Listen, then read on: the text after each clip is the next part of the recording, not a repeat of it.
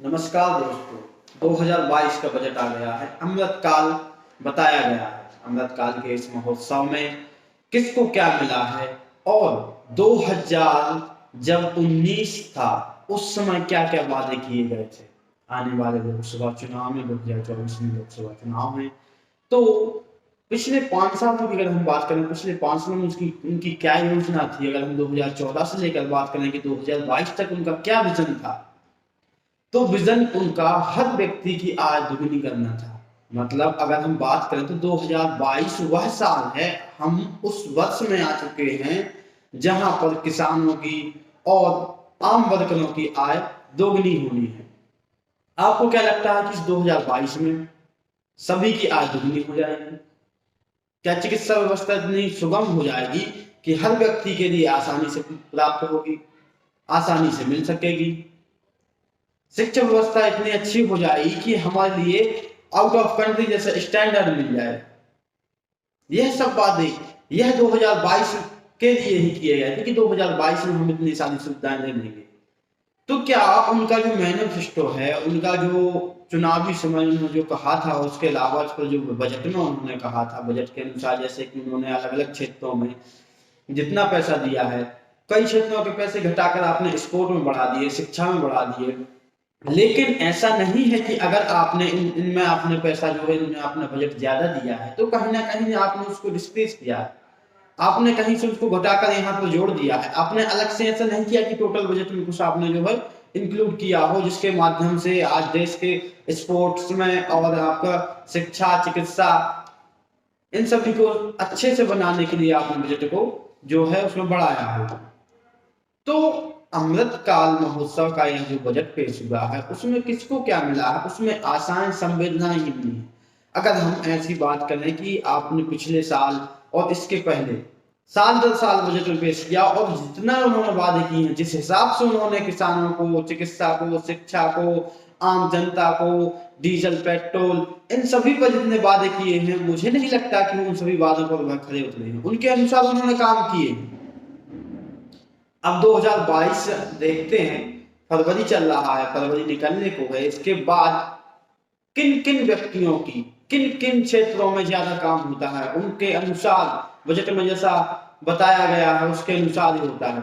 किसकी आय दुगनी होती है, किसानों को क्या खाद, बीज और जैविक के माध्यम से उनके लिए क्या दिया जाता है? क्या लगता है आपको?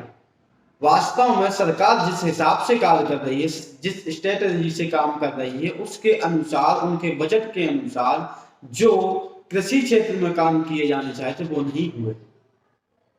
वास्तव में किसान क्या चाहता है? उसको एमएसपी चाहिए, उसके लिए अपना खाद, बीज भंडारण के लिए उचित व्यवस्था चाहिए और आसानी तरीके से उसके लिए जैविक, जैसे कि अगर सरकार, केंद्र सरकार जैविक खेती के लिए बढ़ावा दे रही तो जैविक खेती की जो दवाएं हैं और उसका जो बीज है वह आसानी से उपलब्ध हो सके और उसका मार्केट हो। किसान यह चाहता है कि अगर कोई फसल उगाता है तो उसका एक मार्केट वैल्यू अच्छी हो। वह यह नहीं चाहता कि आप मुझे फसल सूखा हो या हो तो उसका मुझे दाम दें। अगर आप उसका उचित मूल्य देते हैं उसके लिए, जब वह किसान उगाता है फसल तो उसका आप उचित मूल्य देते हैं, तो मुझे नहीं लगता, या किसान खुद नहीं चाहता कि वह सरकार से किसी प्रकार की क्षति का राशि दे।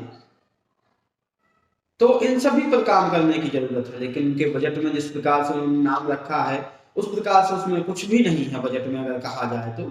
खैर, यह उन्होंने इस हिसाब से बनाया है कि वह अपने ही हिसाब से बजट को तैयार करते हैं, समाजशास्त्री और जो भी है वास्तव में जो राष्ट्र हित में कार्य करते हैं, जो चाहे वह शिक्षा क्षेत्र में हो, चिकित्सा क्षेत्र में हो, अर्थशास्त्री हो, आरबीआई बैंक, तो कहीं ना कहीं उनसे सरकार दूरियां बनाती जा रही है। हम पिछले इतिहास और उनके पिछले कार्यकाल को उठाकर देखें तो कहीं ना कहीं उनकी अनबन रही है, चाहे वह आरबीआई के गवर्नर हो, चाहे वह सुप्रीम कोर्ट के जज हो, चाहे वह शिक्षा क्षेत्र में हो।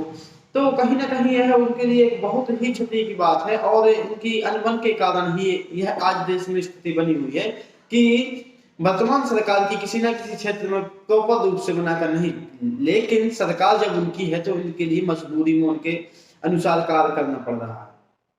तो बजट में जिस प्रकार से आम जनता के लिए और अलग अलग क्षेत्रों के विभाग के अधिकारियों और जो मेन तो है मध्यम वर्ग का, ना उद्यमी के लिए ऐसा कुछ दिया है कि आपने के उद्यमियों के लिए कुछ टैक्स में रियायत दी गई हो, चाहे वो कपड़ा क्षेत्र हो, चाहे वो वह फार्मेसी क्षेत्र हो, कोई भी क्षेत्र हो, इसमें ऐसा नहीं है कि उन्होंने टैक्स में रियायत नहीं दी हो। हाँ, यह है कि उन्होंने टैक्स बढ़ाया नहीं है। क्यों? क्योंकि उनकी आय दुगनी नहीं हुई। अगर उनकी आय दुगनी होती, उनको रोजगार ज्यादा मिलता, तो जरूर उनके लिए टैक्स लगाया जाता। मध्यम वर्ग का एक जो है 20,000 से 30,000 रुपए तक कमाता है ना, उसके लिए टैक्स में रियायत नहीं।